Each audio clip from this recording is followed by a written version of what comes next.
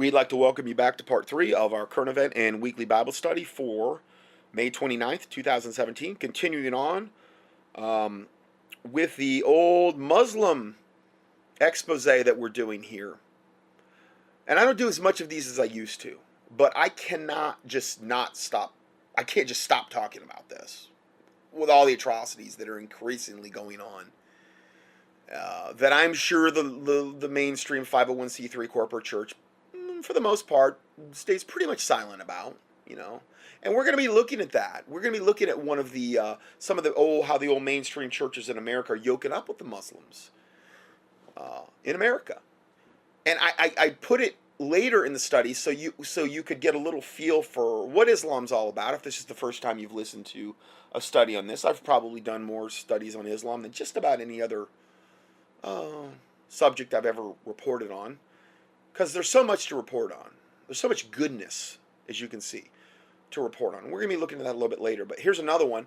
Ramadan Kill-a-thon. Islamic State murders 19 civilians in the Philippines as 2,000 people are trapped by Muslim terror groups. So now we go to the Philippines. And this just came out yesterday, this report, the bloody jihad in the Philippines receives little media attention. Have you heard much about it? Did you know this was even going on? Not much chance of celebrity tweets calling for unity here. That's usually the call for every time there's a Muslim attack. We just all need to unite. Yeah, let's all unite with the Islam, and because that's going to make it all go away. It's going to make it all go away. The majority Catholic nation has been under siege by Muslims waging jihad, which is their word for holy war. The Philippines has made extraordinary concessions to the violent Muslim uprising, but as we know, that only leads to more violence and more demands for even in a bigger Islamic state. Worse yet, these white supremacist savages are rewarded. I'm sorry, white supremacists. Supremacist savages are rewarded. The modern day manifestation of the caliphate, the Muslim caliphate, which is called the Organization of Islamic Cooperation, or the OIC, had observer status in the talks between the Philippine government and the jihadist Moro Islamic Liberation Front. So they're giving them all of these privileges, even though they're waging war on the Philippine people and the government. The Philippines' solution, like all the other governments of the world, typically is, let's just give them more concessions. Let's just give them more of what they want, because then maybe that'll make them happy and they won't persecute us as much. When Satan's at the door, the last thing you want to do is let him in and give him what he wants. That's about as close as I could liken this to. Because you're not going to be very happy with the outcome if you let him in your house and give him hey, you want a ham sandwich there, Satan? You want some chips with that? How about a little, how do you like your mustard? The spicy, or you want just like the regular, regular kind or whatever? Some lettuce on that, maybe a little tomato. I don't know. On their sandwich there? How about a nice salt? How about a beverage, like a Fresca? I don't know. You don't do that with Satan, do you? Well, that's what all these countries are doing.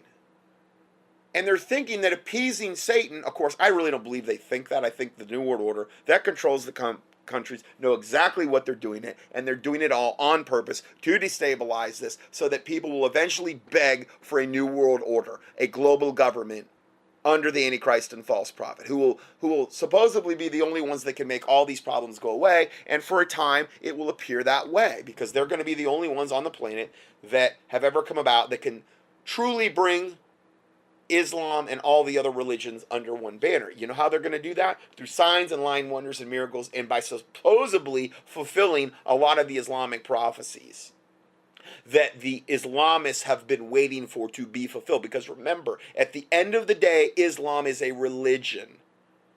And if you can convince those devils in Islam that their great awaited whatever's here, the fifth Imam, who they refer to as, oh no, that's the fifth Buddha, I'm sorry. The Imam Mahdi, I'm sorry. The Imam Mahdi is who they're waiting for.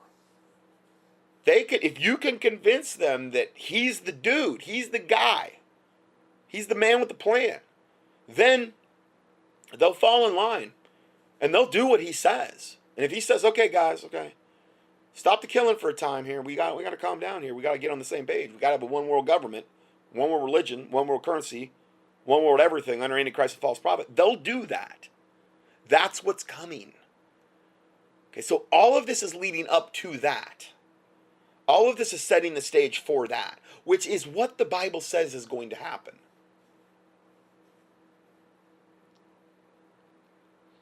Going further, Muslim terrorist slaughter and the OIC mediates. So they just, oh, well, yeah, Islam, you can go and kill and slaughter. And we'll mediate you. Let's interface with one another. Let's dialogue.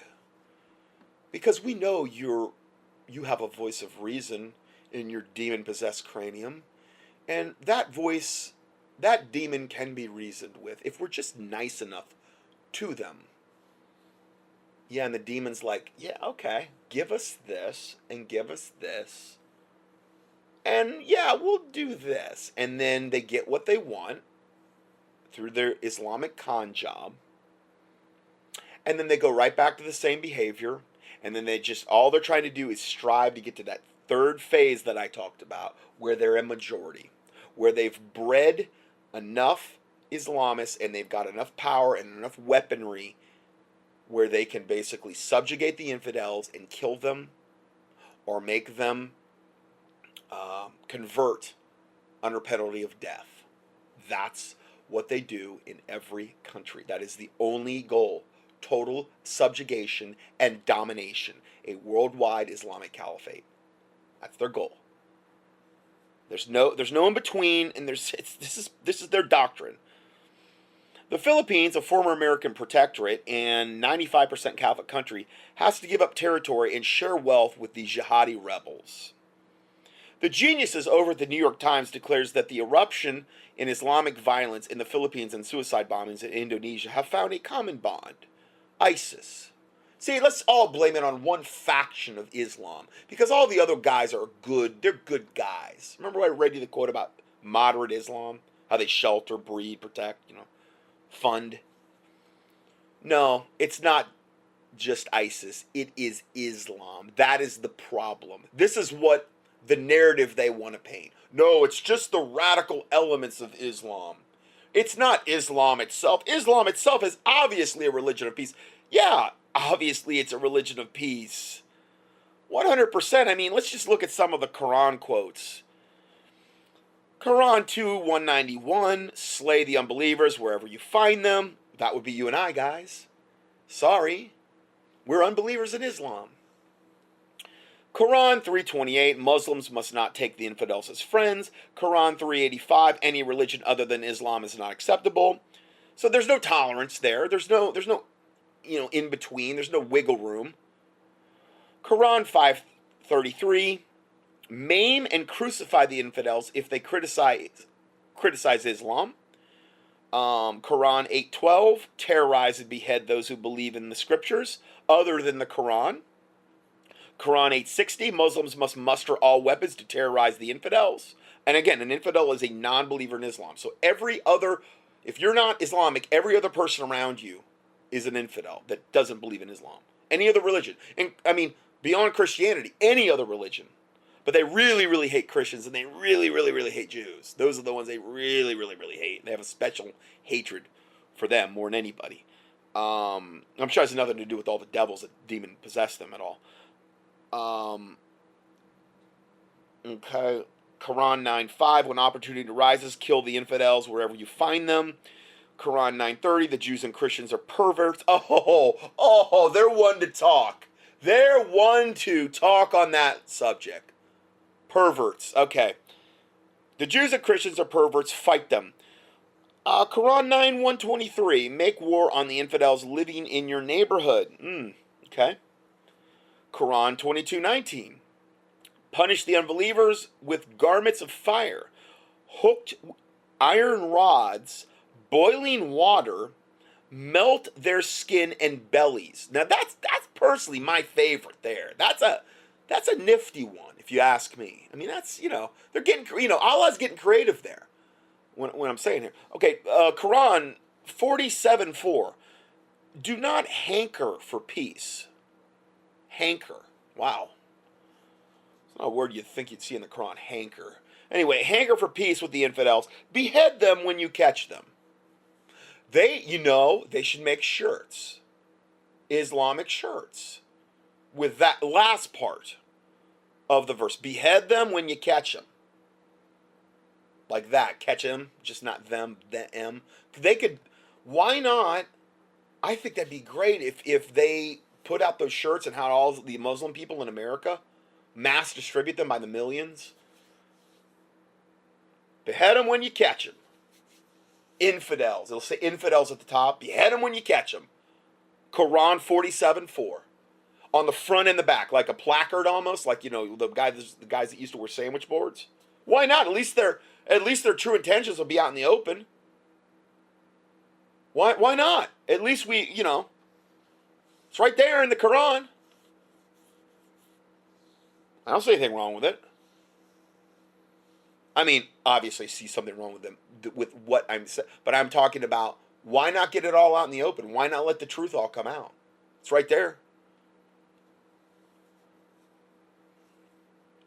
The Mail Online, the publication, wrote on May 28th, ISIS-linked terrorists have murdered 19 civilians in the Philippines, including a woman and a child. This week, 85 people have died in street-to-street battles between the Philippine army and terrorists. Now, they're only 5% of the population there?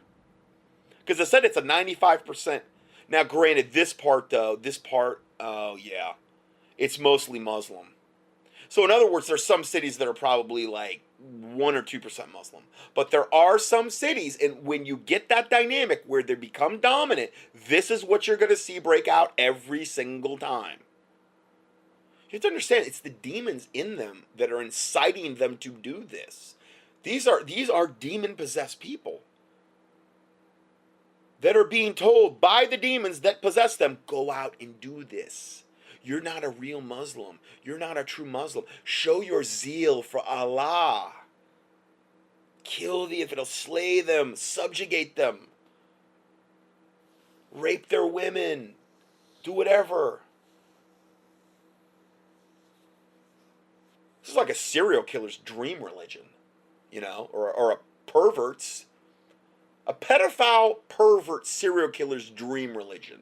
Because you're sanctioned to do all of that in this religion. You can do all of that. So imagine the devils that it would attract. 85 people died. Officials said 19 civilians were murdered by the terror group in the mostly Muslim city of Marari, which has a 200,000 people population.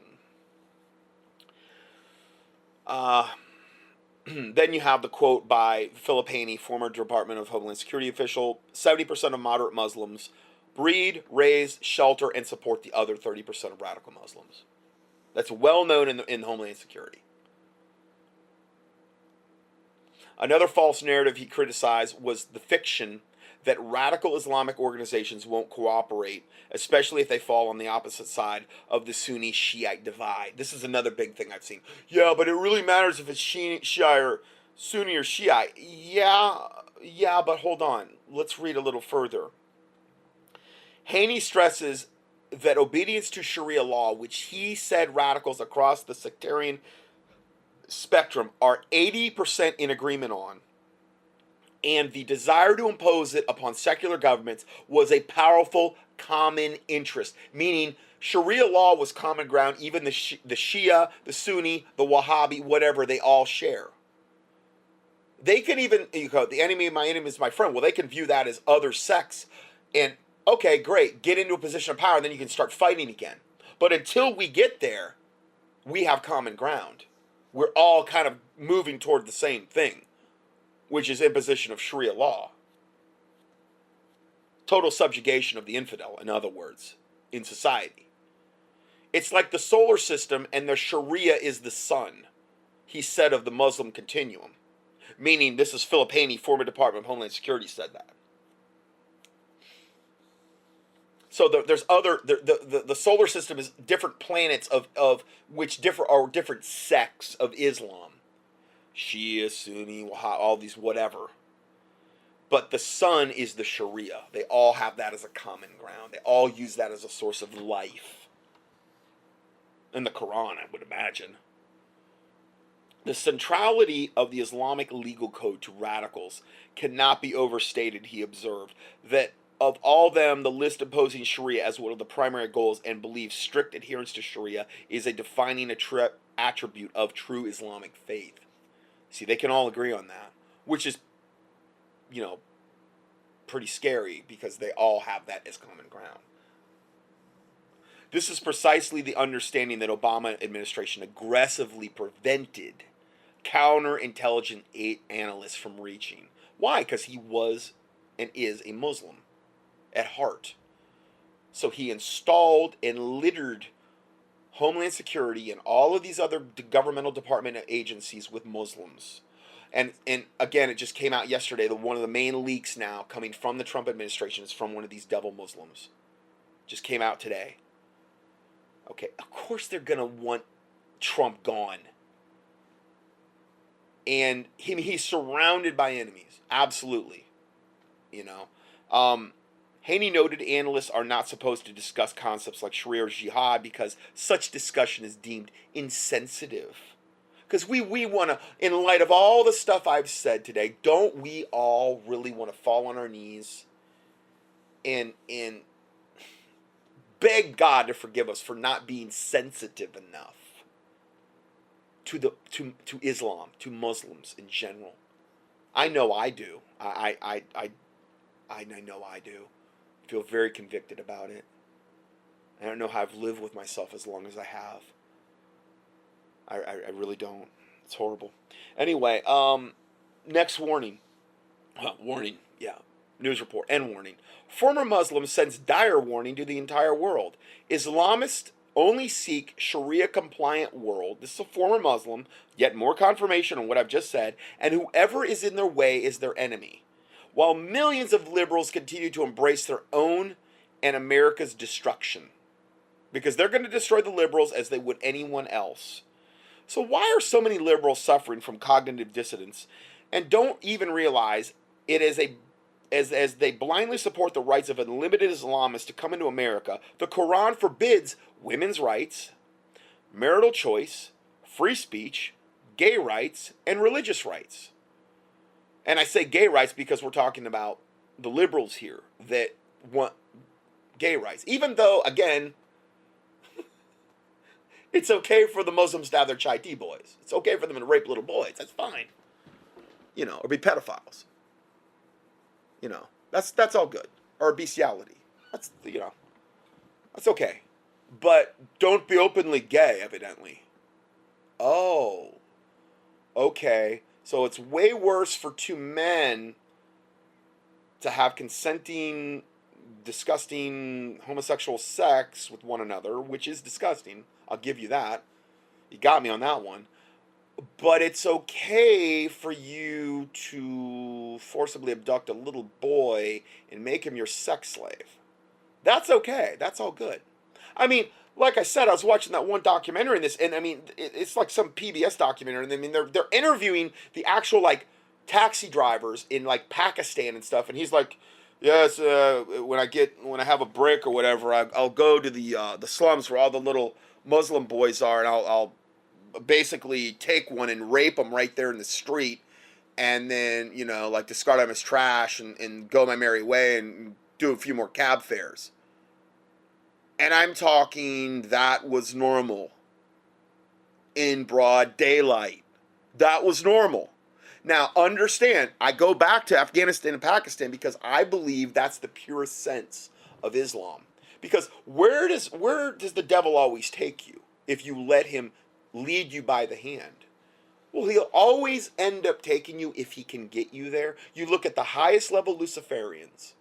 What do they always get into? Pedophilia. Which I've talked a lot about that lately, haven't I? Because it seems to be that's ground zero. because that is the most depraved. I believe that's the highest expression and level of demonic possession and infestation you could get. It's where your conscience is most seared with a hot iron. If you can do that to a little child and have no problemo with it, then you're so far gone, it defies the imagination. You really are.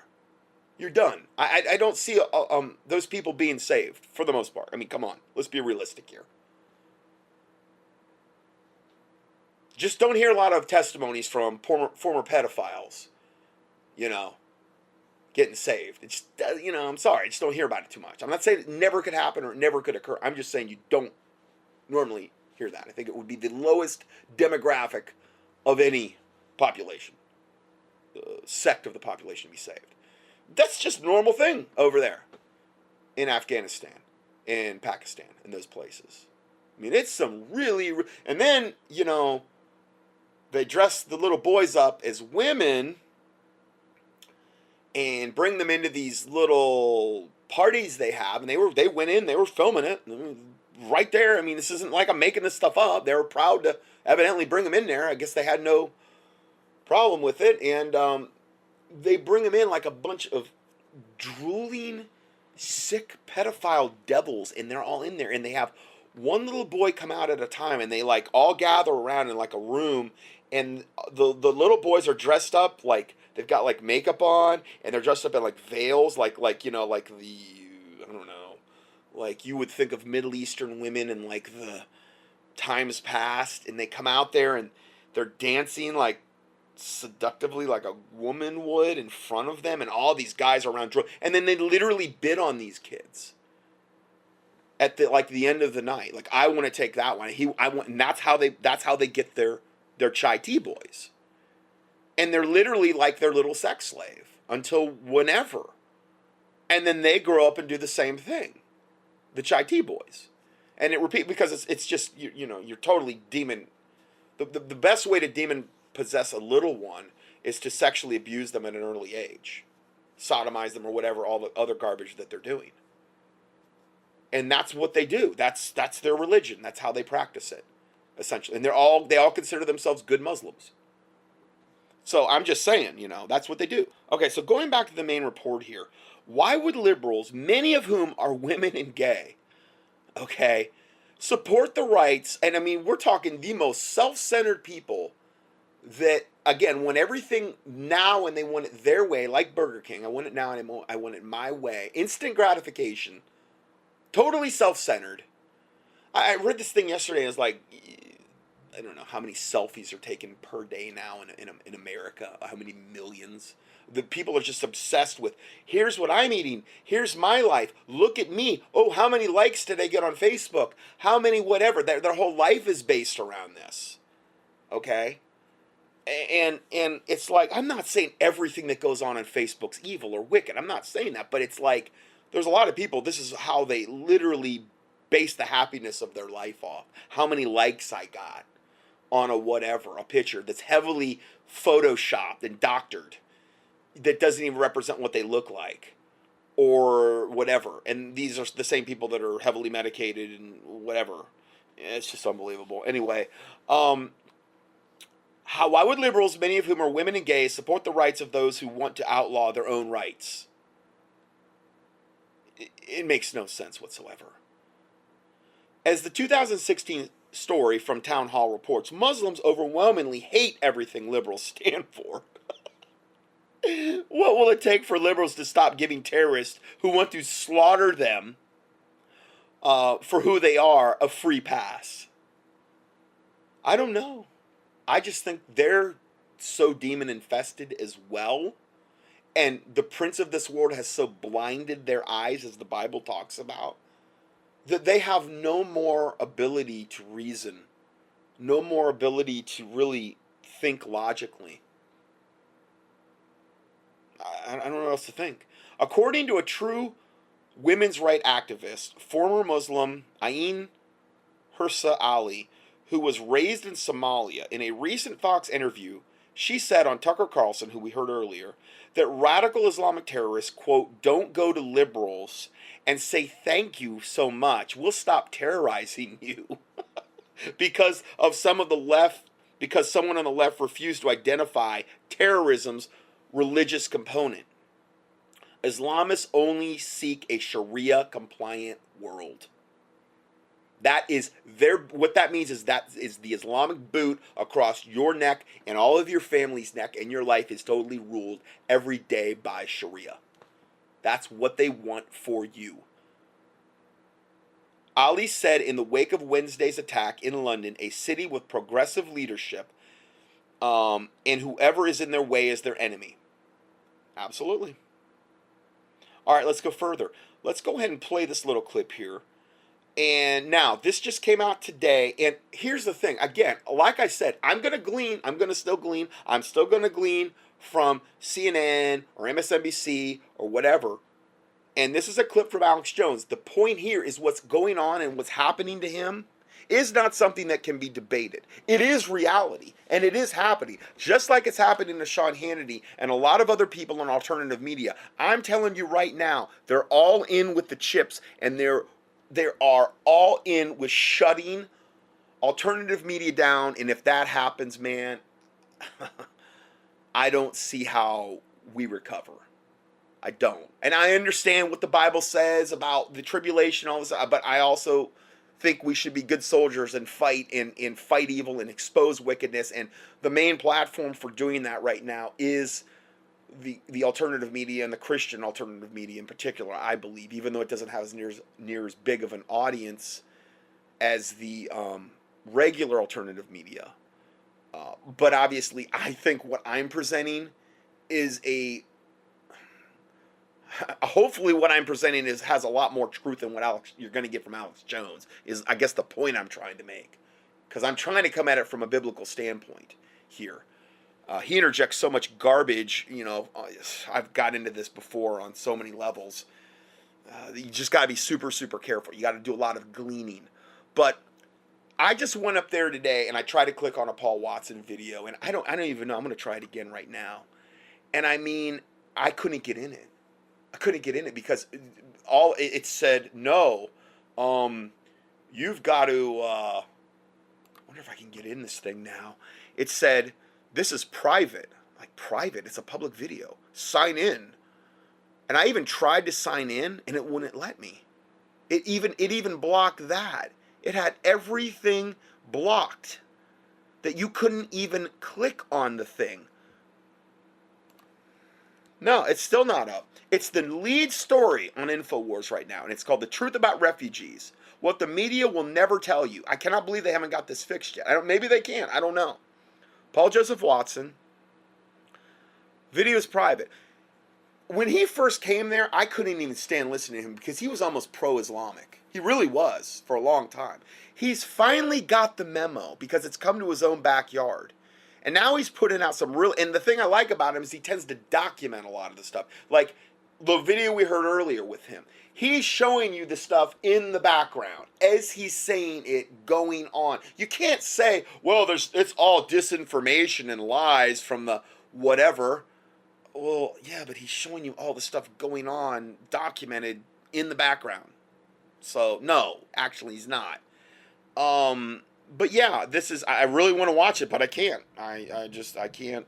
I'm going to try finding another way. Okay, so I found the video, and I realized why I couldn't get it, because you're going to see why in a second, because it's so blockbuster. The information that Watson covers is just, it is so condemning to what the New World Order is doing. And yet, you go on CNN right now, and one of their main stories, and again, I'm not saying this is right, what this guy did, okay? I'm not condoning it. But the Muslims can kill, steal, rape, pillage all over the planet every day, slaughtering hundreds of people, raping, pillage, and hardly a blip on the news about any of that. But you've got a guy in Portland who killed two guys that were defending a women. One was wearing a hijab. I guess she was Muslim. And that's all over the news. it's plastered.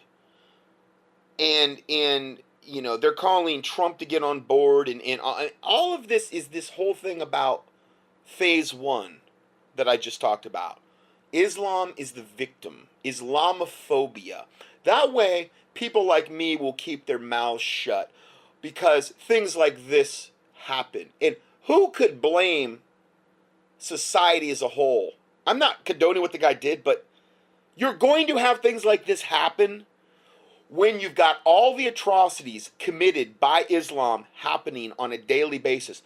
You're going to have things like this happen as a repercussion. Okay. Now, who knows? He might be a mind control slave that got triggered. And it might just be that purely. I'm not condoning what he did, but they're going to focus in on this solely and ignore all the other hundreds of people that were just killed today and raped and mutilated and all the other atrocities that Islam committed and is planning. It'll all be ignored.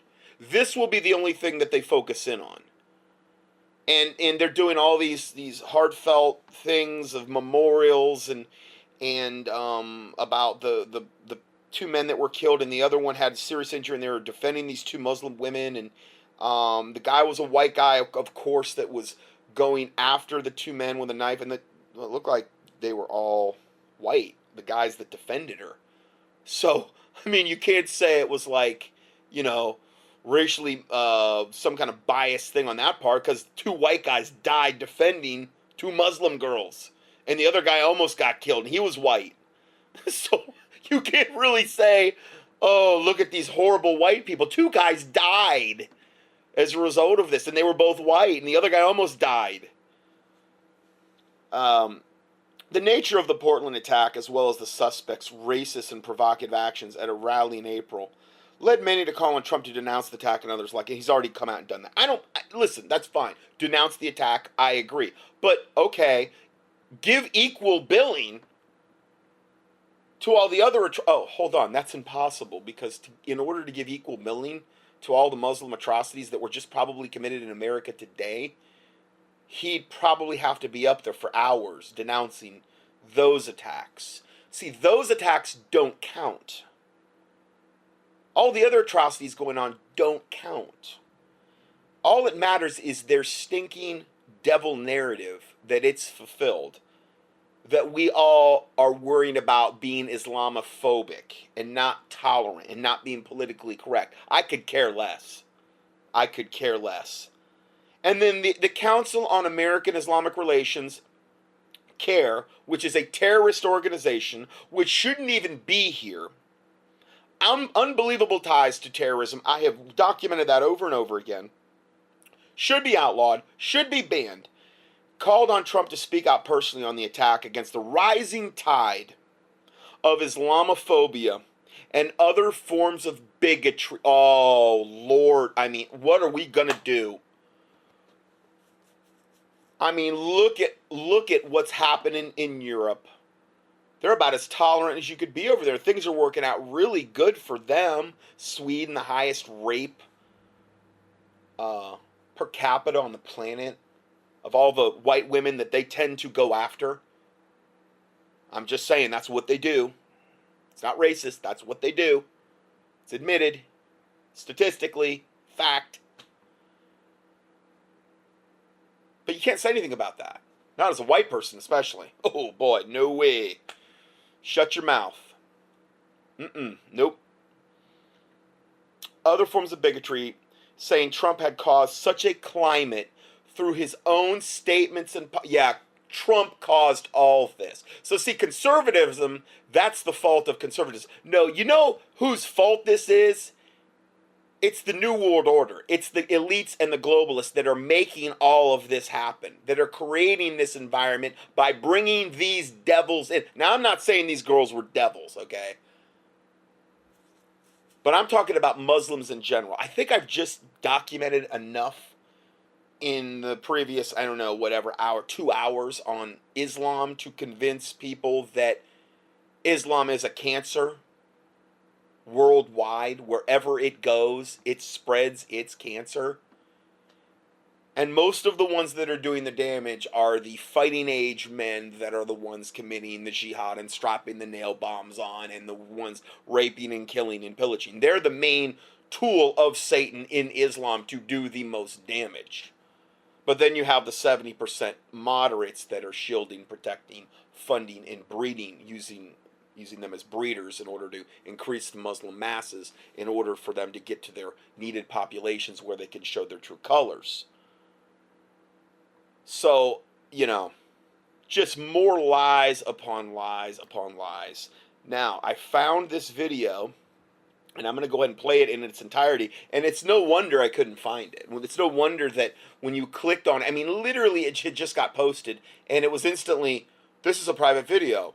And then you tried to even sign in with your name. No, you can't view it. No, it wouldn't even let you do that. Every way it could block you, it blocked you off. So InfoWars is being censored is the whole point I'm trying to make here. And they're just one of the many. They're trying to shut Hannity down. They're trying to shut and all of that should concern us as Christians. And it should be things we're praying about, because, the First Amendment is of vital importance, to the cause, I guess you'd want to say, to the truth. The unacceptable truth about Muslim refugees, the insane reality of what's actually happening. This is absolutely mind-blowing, and you should watch it, because, once again, he's got all the stuff, what he's saying, running in the background to show you this in real time, that this is all truth, what we're talking about here, and what he's getting into here. This is so evil and heinous. This is the shocking truth behind the Syrian refugee crisis that has been hidden from the public. Those boatloads of Africans you see on their way to Europe, yeah, well, for one, they're not coming from Syria, the clue being that they're African, and two, they're not refugees. They've not been rescued off the coast of Italy. Governments and aid agencies want you to believe that these people have struggled in flimsy fishing boats and dinghies to make it all the way across the Mediterranean. That's total BS. This is the insane reality of what's actually happening. The migrants pay people smugglers €1,500 each. They're not destitute refugees. They're paying these are all blacks from Africa, okay?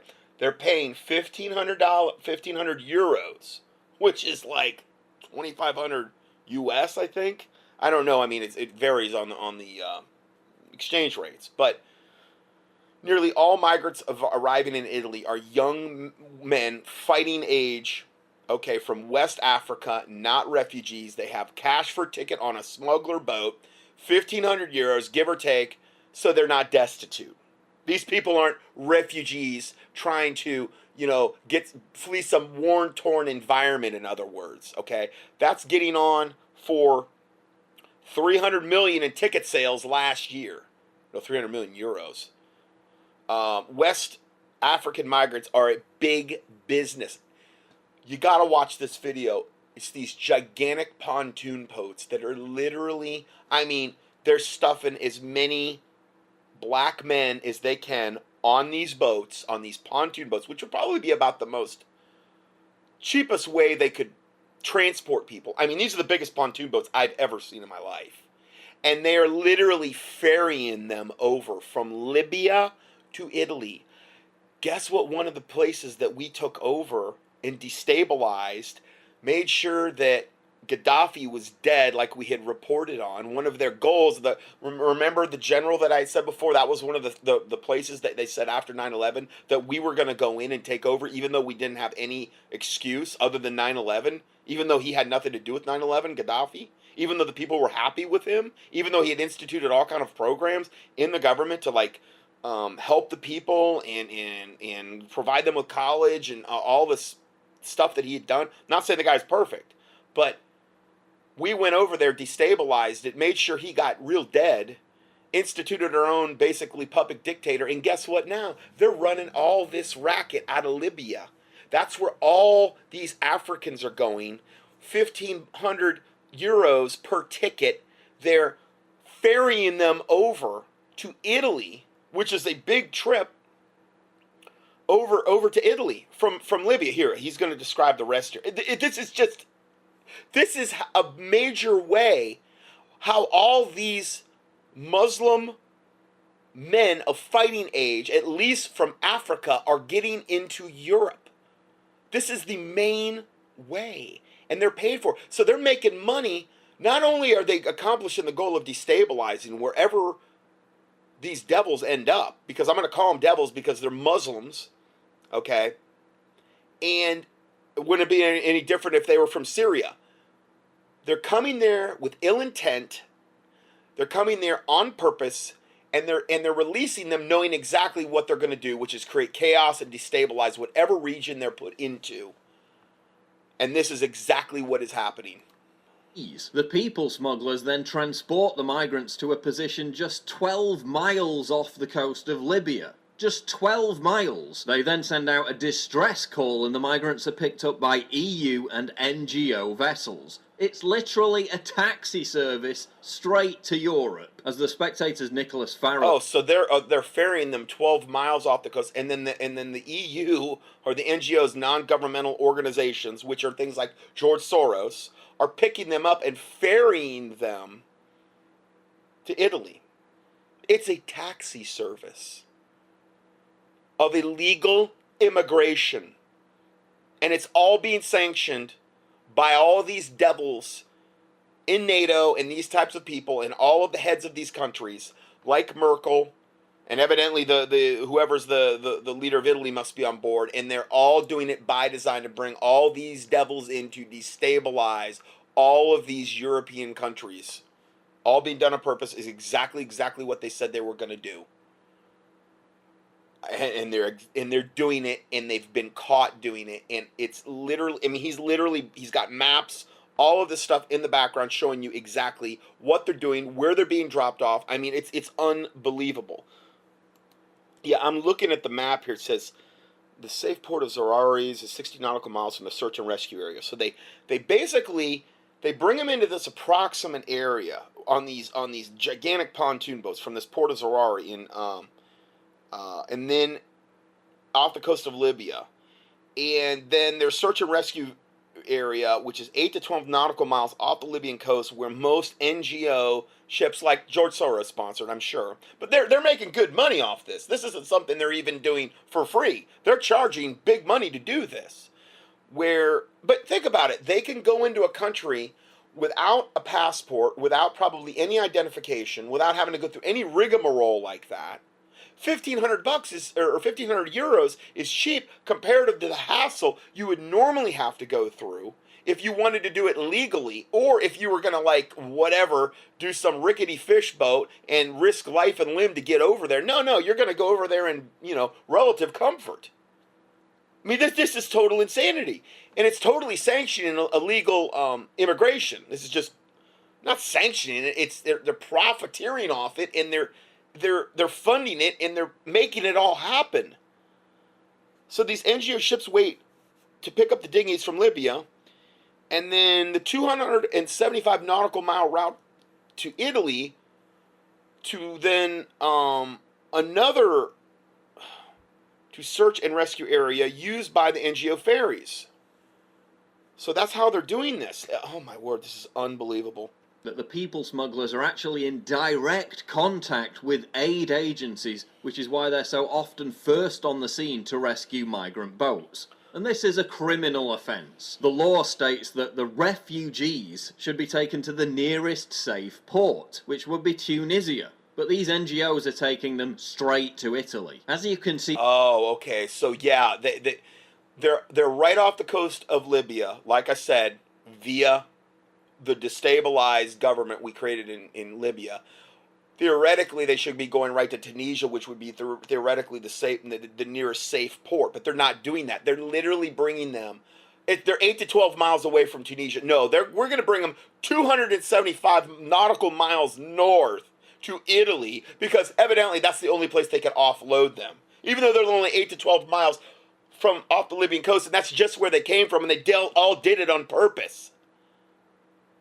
For 2 months, using marinetraffic.com, because evidently these boats are GPSed, we have monitored movements of ships owned by the NGOs, these non-governmental organizations that George Soros and these types of devils sponsor. They're the ones making all the money off this, or a lot of the money off it.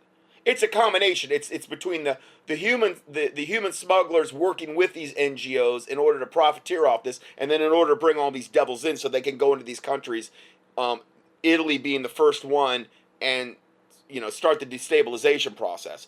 And we have kept track of the arrivals of the African immigrants. In this marinetraffic.com illustration, the NGO boats are leaving Italy, travelling to right off the coast of Libya, just off the coast, then returning to He's showing it their movements like it's like an animation of the boats over the last month, I guess, or something. They're telling out we were witnessing a huge scam of illegal human trafficking operations. It's showing all these boats going back and forth. I guess because they've got GPS trackers on them. I mean, again, what is going on a world scale on an everyday basis? This is just one little thing that's going on, just one level of wickedness and all of the wicked fruit it's producing. And not a word said about it anywhere in the press. Nothing.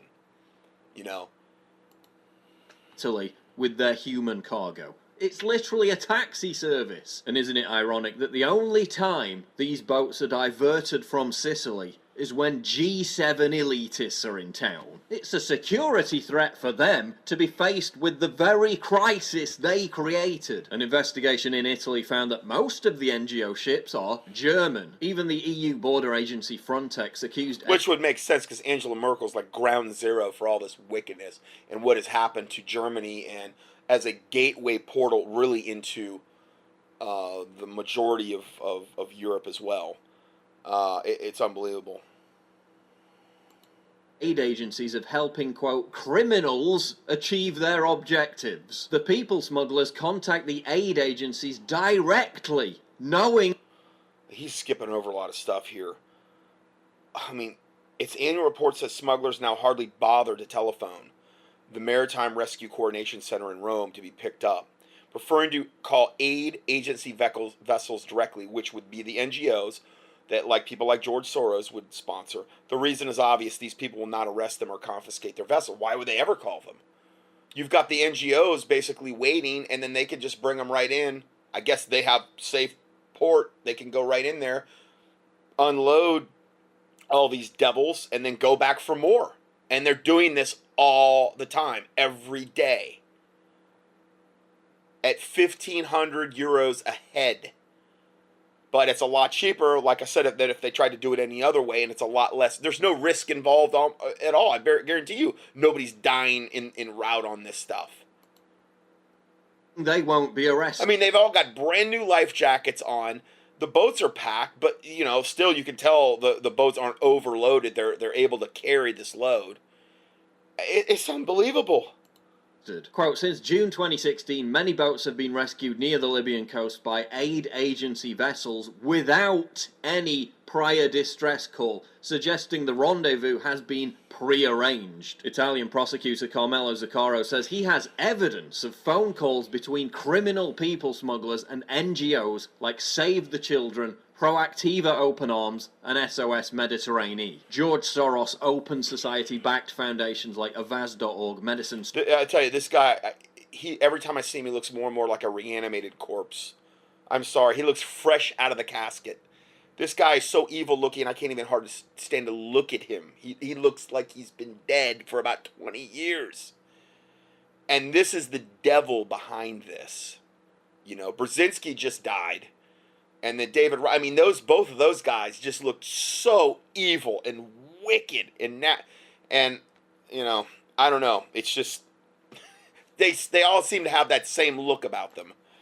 San Frontiers and MoveOn.org are also allegedly involved. Soros invested $500 million to, quote, help refugees, some of which is going straight to these NGOs. ISIS is also offering migrants free passage through the Mediterranean if they join the terror group. So in some cases, they're actually footing the bill for these migrants to pay the people smugglers, who in turn are in communication with the NGOs. So ISIS is paying them probably upon arrival, or saying, okay, you got free fare, now you work for us. you're going to have a better way of life here. You're not going to have the whole poverty-stricken Africa that you're in anymore. But now you work for us, and you're now part of ISIS. If they were already Muslims anyway, if they were already radicalized anyway, which most Muslims in Africa, I would have to say are, then what big deal is that? So they're going to have a constant stream of new fighting age male recruits coming in constantly. And it's all being done on purpose, by design, under the sanction and the loving embrace of George Soros, bringing them in. The 15 ships that we have observed regularly have been seen to leave their Italian ports, stop shortly before reaching the Libyan coast, to pick up their human cargo that's waiting for them, and then, of course, take back to Italy. They're doing it on purpose, by design, all day long. 15 of these boats going back and forth, ferrying a taxi service. And this is the gateway for how the black Muslims are getting into. Now, this isn't anything about the Syrian or the other ways that they're getting in. But from Africa, this is how they're doing it. This is a complete scandal and a huge security threat, yet virtually nobody knows that this is the primary method by which refugees are pouring into Europe. Just 2.65% of migrants arriving in Italy are awarded asylum status. They're not refugees. Half of them disappear on arrival and don't even claim asylum. Over 200,000. Probably because they're sponsored by ISIS. So why would they even want to bother with that? And a lot of them are going to be moving on anyway. Because if they're under the loving wing of ISIS and George Soros, which is basically like one and the same because they're working hand in glove, then they're really not going to want to seek asylum in Italy. They're going to want to move on up into Europe, where there's, maybe more spoil awaiting, as they've been told, or more white women to rape, that type of thing. Because I'm telling you, that's what they're doing. And that's what they're being told. And that's what they're being encouraged to do. So I'm just telling you, this is what is going on. 1,000 migrants are arriving in Italy alone via this method every single year. And that's only going to increase. If you think there'll come a point where the number of migrants pouring into Europe slows to a trickle, then think again. If we continue these disastrous policies, it's only going to get worse. Much worse. Africa's population is exploding. Look at the countries surrounding Libya. Niger's population is set to almost quadruple in the next 3 decades, from 20 million to 72 million. Chad's population is set to leap from 14 million to 35 million. Sudan is heading towards 80 million. Egypt 152 million. Ethiopia 189 million. Nigeria 400 million. And I haven't even included those arriving from the Middle East. The character of a place is determined by the people who live there. You can't flood European cities with tens of millions of people from the Middle East and Africa and expect it to remain the same. Eventually, it's going to start to feel less. Well, it's not even just tens of millions of people from the other. It's their ideology. What is their religion? It's Islam. They're Islam. They're the worst of the worst of the worst. And they're radicalized, and now most of them are going to be working for ISIS. I mean, if ISIS is the reason that you got there, then they kind of own you, So, I mean, it couldn't be a worst case scenario in that regard. Like Europe, and more like the Middle East and Africa. Look at what's happening in southern Italy, where these migrants are arriving. Once a holiday paradise, Sicily is now the scene of a turf war between the Italian mafia and African crime gangs. Listen to what the mayor of Palermo said. Quote, Palermo is no longer an Italian town. It's no longer European. You can walk in the city and feel like you're in Istanbul or Beirut. Palermo is a Middle Eastern town in Europe. In other countries, the evidence is pretty clear that this grand experiment in cultural enrichment isn't working. Migrants are responsible for 90% of shootings in Sweden. A report by Germany's Interior Ministry found that an extra 402,000... When he says migrants, he means Muslims. Okay, so we need to clarify that. 741 crimes were... So a massive migrant crime wave is surging across Germany, according to figures buried in a new report, in a new report released by the country's Interior Ministry. See, they want to bring as many people, as many of these devils in until everybody is screaming mercy. Mercy, like the game, the wrestling game, from like, you could associate it more like with like you wrestle your little brother like in the 60s, and okay, you cry mercy when you can't take anymore. That is what they're trying to get everybody on their knees to be screaming mercy. Whatever you got to do to make this go away. We will give up all of our rights. We will give up all of our liberty. We will give up all of our freedoms. Just make these devil maggot Muslims leave us alone. This is the point they're trying to get the whole world. And this has not happened in primarily white countries. And that is the target of them. And that is out of their mouth, not mine. I'm not saying that because I'm a white guy. I'm telling you that is what they have primarily went after. A lot of the other countries are third world countries, and the New World Order already has them in their clutches. They've already got them kind of where they want them, which is in squalor. Okay? A lot of what they're doing here is going to cause a gigantic rift, and it cause a huge poverty. You're going to have no more tourism. You're going to have decreased everything, because wherever these devil Muslims go, everything falls apart. Everything falls apart.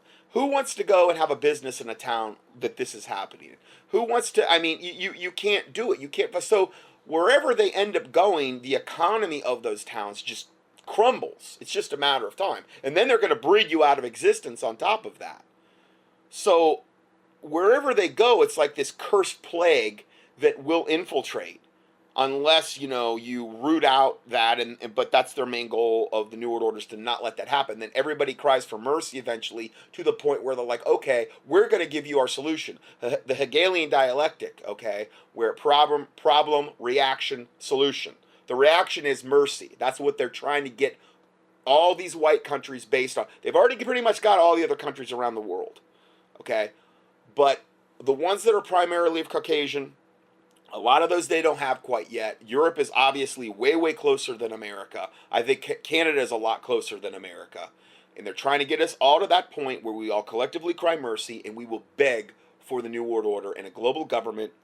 And I saw a survey yesterday, and it said that 15 of the main countries in the world they surveyed, including America, including Europe, including India, and they said over 60%,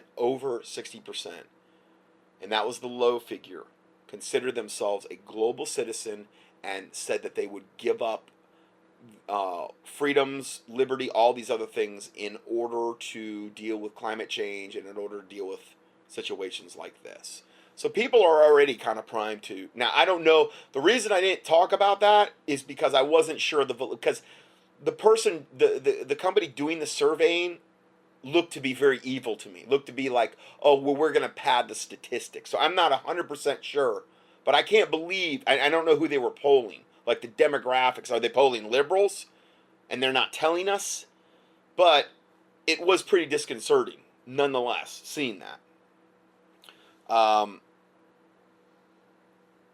The data reveals that without migrants considered, the crime rate in Germany would have remained roughly static since 2014. I mean, there would have been no increase in crime rate, minus the migrants, if the migrants had not have shown up when they did. Okay? But in fact, the country recorded an extra only 402, 741, 402,741 crimes committed by migrants. That's all. I mean, that's the only extra crimes that were committed by these Muslim devils. They're just migrating like birds, like a flock of geese going from Canada to the United States for winter. That's all it is. They're migrants. They're just migrating. No, they're Muslim devil invaders. That's what I think we really should call them if we really want to be politically correct. That's what I feel like. Of course, you can't say that, So yeah, it would have stayed the same. But with the migrants, the wonderful fruit they've added to the country is only over 400,000 more crimes committed in Germany alone. That's all. It's no big deal.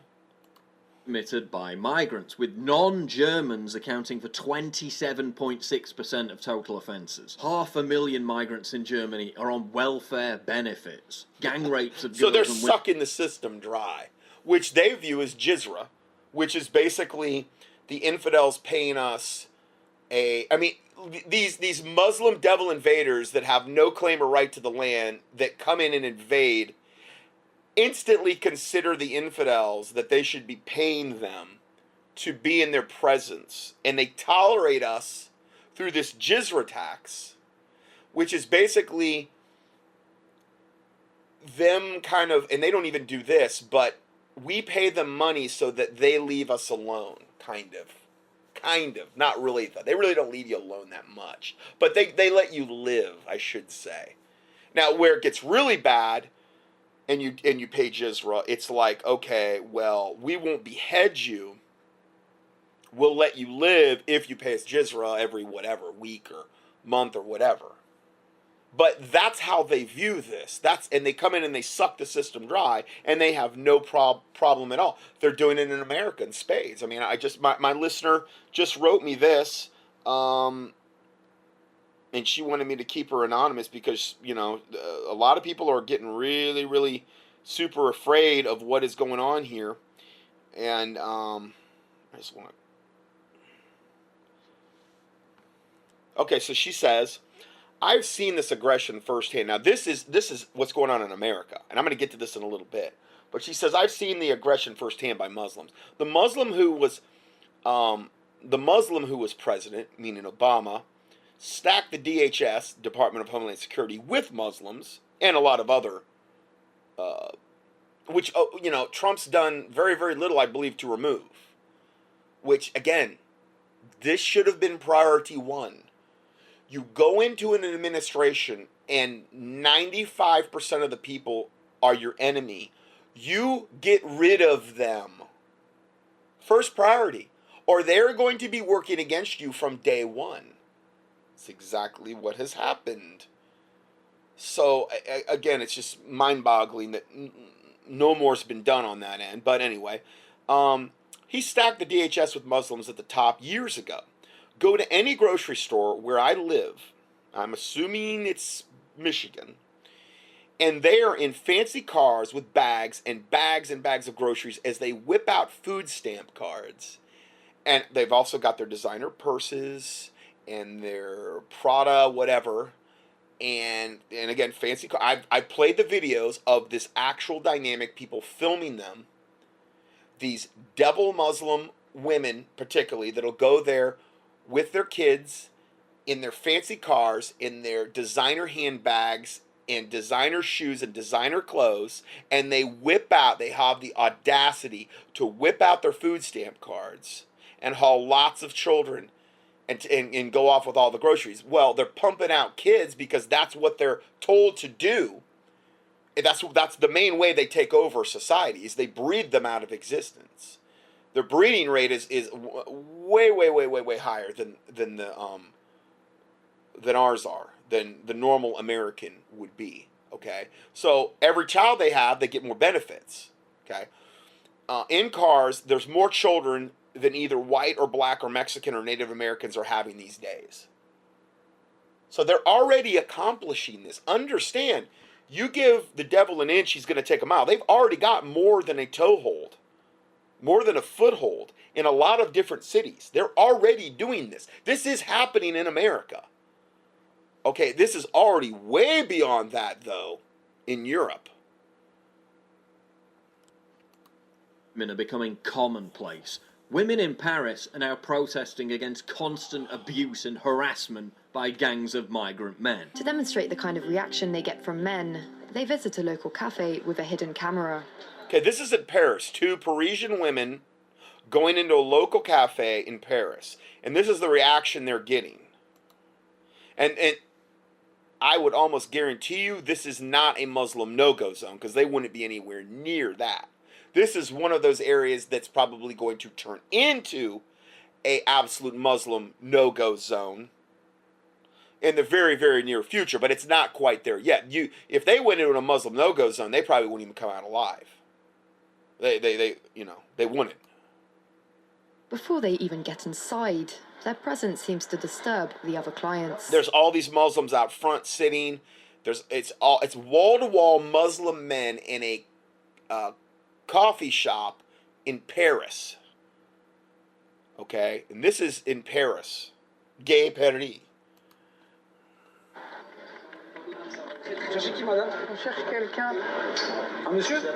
He says, "Who are you looking for?" And she says, "I'm looking for someone." And he says, "A man," because it's all about male, female, the whole dominant thing there. It's all about, the women being in subjugation to the man. So their whole religion is based upon that. And women, like I have said, are actually considered about on the level of a dog in Islam. I'm telling you, that is right out of their doctrine. I have given you the proof of that before.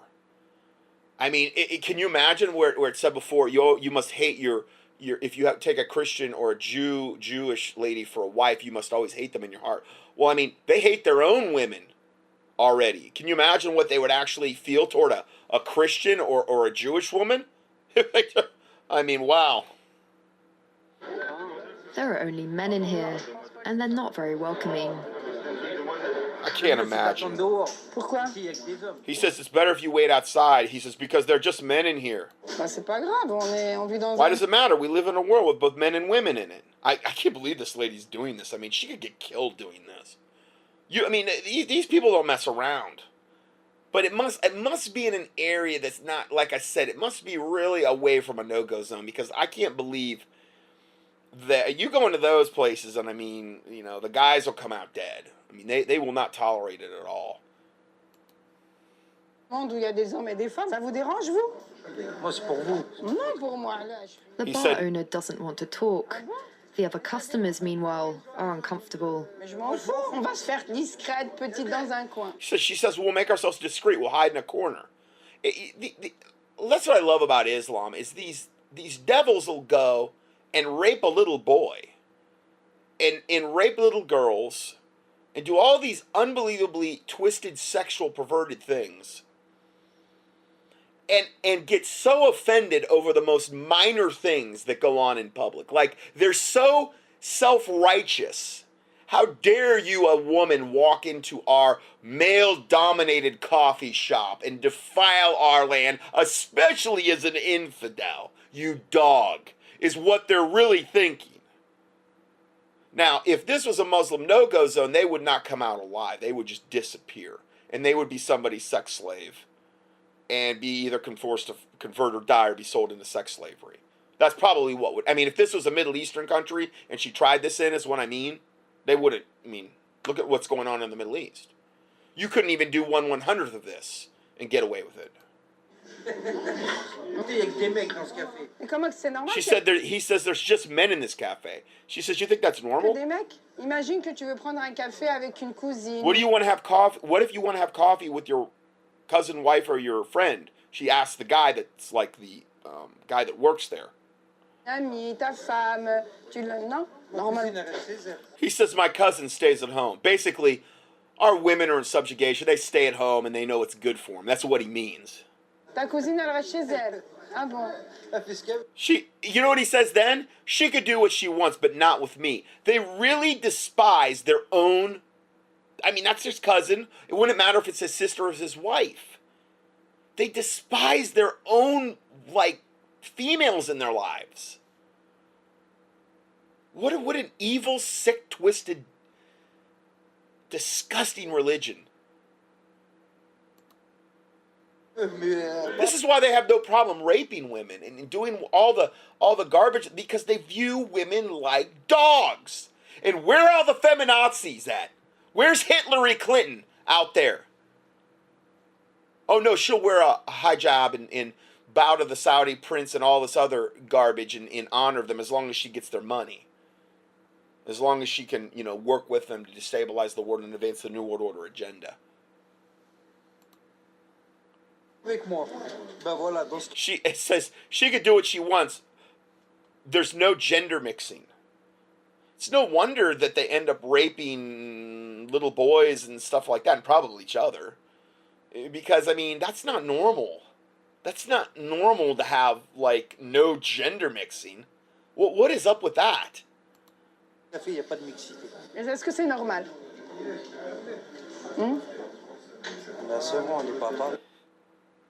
And she says, is that normal? And he says, we're in Sevran, this is not Paris. Evidently, it's a suburb of Paris.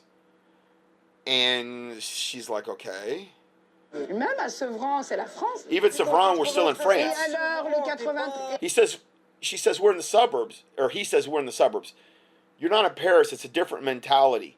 Here we do things like we do in our home countries. Oh, so in other words, coming to a theater near you, this is the way it's going to be. The more we spread, the more we infiltrate, the more we infest your neighborhoods and take over your cities like cockroaches, like the parasites and the cancer that we are. This is the norm. Coming to a theater near you. For a woman, going into a bar here is breaking a taboo. Murders by migrants are daily news. Even leftists who help migrants reach Italy admit that many of them support ISIS. He said they were processing men, adults in their 30s, who all had phones with ISIS stuff on the phones. They were being separated. When they were being handed over... See, the thing is today's generation, and I know I'm long-winded, I get it, I understand, I put out 4 or 5 hour teachings a lot of times. I don't like to miss stuff. And I guess one of the reasons Paul Watson's so popular is because I guess he really appeals to the whole millennial generation, like, in that age, because you gotta be rapid fire. You can't have any, like, pauses. You've got to, like, every little thing, you can't have any, like, time between sentences or anything. Everything's got to be rapid fire, really, really, really quick. We're missing so much here. If you watch this video and you just stop it and you start to read what's on these screens, or you start to really watch what's going on, I mean, it's far worse than even he's presenting in this 12-minute video. And she's basically saying that the African men of fighting age coming over, the Muslim men of fighting age coming over that are being recruited by ISIS, that paid their way, are coming over, they've got their nice phones, and they've basically got all this ISIS stuff on their phones as they're being waited to be processed so they can be released into Italy so that they can go and disappear into the countryside and never be seen again. Or go off the radar, which is where a terrorist would want to be, wouldn't they? Wouldn't they want to be off the radar and really not be tracked? If they could be, well, that's exactly what's going on. The authorities with the information explaining that these guys, had all this on their phones and what their ages were, and they were just being processed through. There was nothing, they weren't being separated out. They just all went through with everything else. Germany and Italy are forcibly confiscating private property to house migrants. Post-Nord announced it would stop mail delivery to the migrant suburb of... Germany and Italy are confiscating private property so that they can give it to the Muslim devil invaders. Now, I talked about that before. They're literally evicting people that have been in, like, their apartments or houses for, like, I don't know how long. Could be decades. So, no, you got to move out. We'll give you a week to move out. We need to move all these Muslim devils in here, in tough luck, whatever. I mean, it's that sick. Could you imagine if you're in America and you're in an apartment and all of a sudden you get a notice on your door, you're being evicted in a week, no reason other than this is going to be a relocation center for the Muslim invaders coming in, and tough luck on that, and bye-bye, see you later, get out. That's what's going on. Rinkeby, because it's too unsafe. And people who complain about any of this are being put on hate crime black. 70-year-old woman is charged with hatred against people. Oh, she wrote on Facebook that immigrants fulfill their needs in the streets. Immigrants fulfill their needs. Ugh, okay. Well, I'm sure whatever she said, she expressed disdain for them. Probably because they're doing disgusting, wicked, evil garbage. And I've seen videos of what they do in the streets in Germany and those types of places. And it is wicked and it's evil. And, these devils need to be purged off the planet. Yet they're being given every carte blanche, every advantage, here you go for it, be as wicked as you want to be, and we're not gonna even say anything against it. That's the good part for you. You can do whatever you want, and we'll charge people with hate crimes that say anything against it. It doesn't matter if they've lived here for 20 generations. Who cares about them? They don't matter. The only one that matters are you wonderful Muslim devils, because it's all about you and in fulfilling your wicked, sick, twisted needs.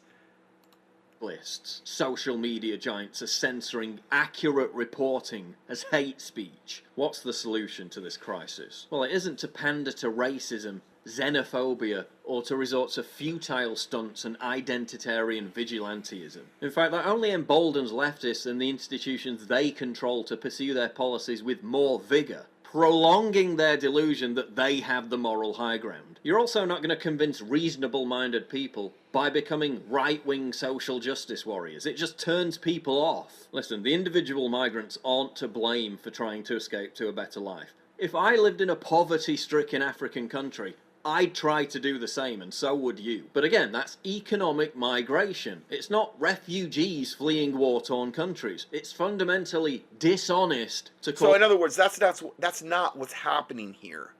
These people aren't like war-torn refugees trying to flee. Now, there's a whole lot of Christians that I'm sure would love to be able to do this, but they don't have the 1,500. Who knows how the ill-gotten gain these devils had to do to get the $1,500 euros in order to get over here. Just them being fighting age of Muslim men, I mean, granted, but then they're getting their ways paid. So a lot of them probably aren't having to come up with any out-of-pocket money, as long as they agree to go to work for ISIS. And if they're already a Muslim and they're promised all this garbage, and then if they're told, oh, hey, if you die, you get your 17 virgins, or I'm sorry, 72 virgins, and white-skinned boys, they always leave that part out, because that's part of the deal, okay? Because you got to have that element in there. Well, then what's the problem? What's the downside? There is no downside. A refugee crisis when it's not. 85% of migrants arriving in Italy are men. The vast majority of them are from countries that are not at war. But migrants... I didn't see one woman. I mean, I know he said 85, but on those pontoon boats, they were all black men of fighting age. It looked like an army of men. That's what it looked like. So I'm just saying, I mean, I didn't see one woman.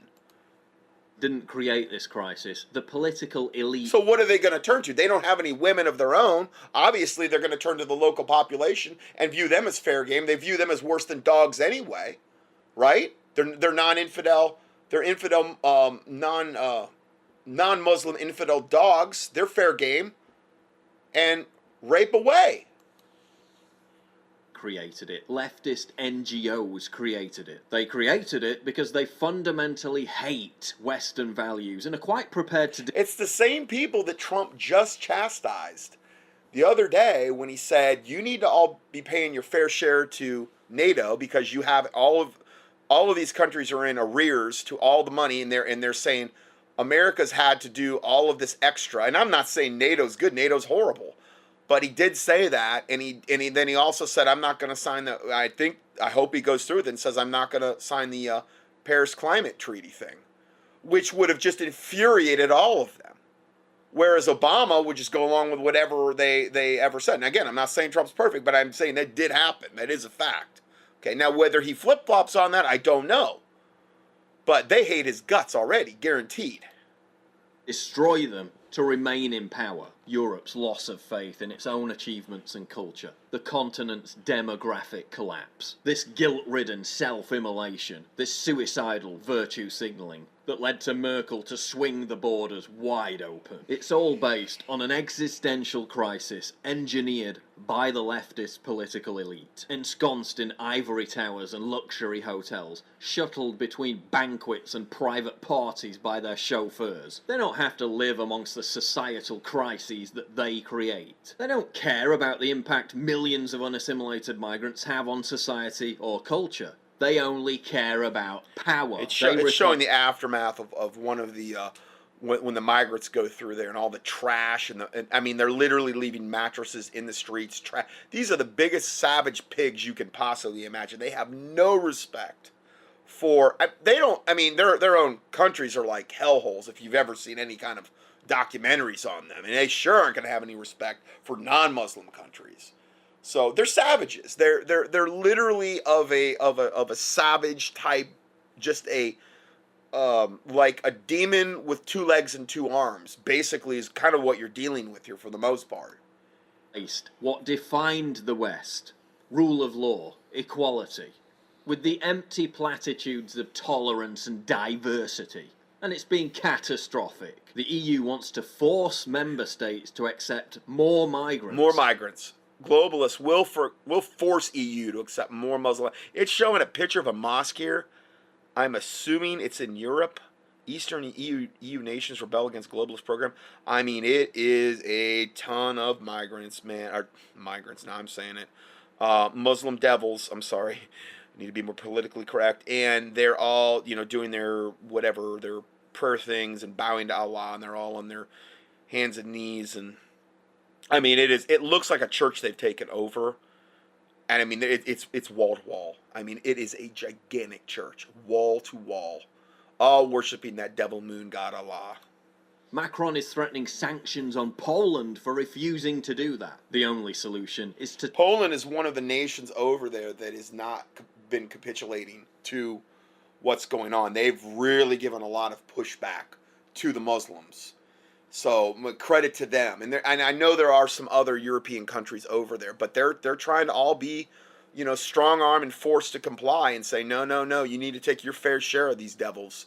We need to have this destabilization complete, and we can't have other countries that are viewed as safe havens for other people to flee to. We want them all to be equally hellish, a hellish hellhole that, where there's nowhere to run. That's because that's the way they bring in the New World Order. They don't want any safe havens.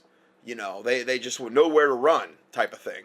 Turf out those political elites and prosecute the NGOs for their criminal activity. The solution is to provide incentives for these migrants to stay in their home countries. The solution is to push for a political settlement that unites Libya, something that's moving closer to fruition. A unification that empowers a single authority to plug the leak by arresting and jailing the people smugglers. This will also stop the flood of migrants from other African countries entering Libya in the first place. And if it's proven that members of NGOs have been coordinating with people smugglers, arrest and jail them too. Well, of course they're all in collusion.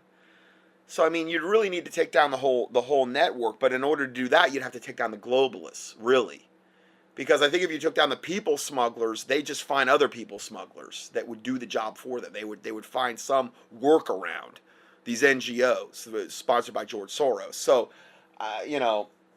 yeah, great. I agree with what you're saying, but you're going to have to take down the globalists in order to most likely stop it. Now, but again, if Christians were, I didn't even know about, I had no idea it was going on to this extent. If Christians were praying about this on a mass scale, this could be stopped. I believe prayer could just stop this, But again, we're not even aware to even pray about it, and that's a big reason this ministry exists.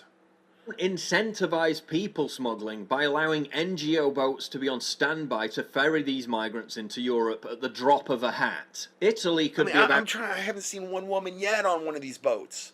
I'm trying to look for one woman. He said 85% of them are men. I'm just saying, I haven't seen one. I don't know if they're padding that statistic too.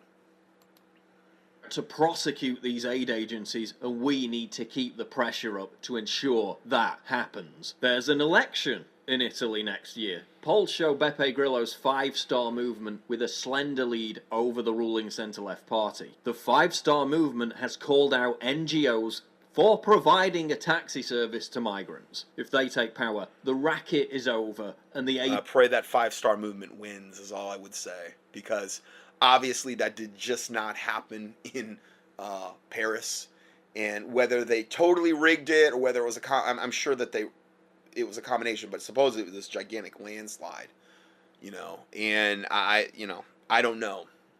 May the Lord's will be done above all else, but this guy that has a slim lead right now in that has already called the NGOs out. He knows what's going on, evidently, and he would probably try to bring a stop to it. Now, does that mean they wouldn't just try to divert to another country? Yeah, but that might be a far greater hassle because you've got a lot more nautical miles to travel, and logistically, I don't know. But anything to throw a monkey wrench into their plans, I'm for.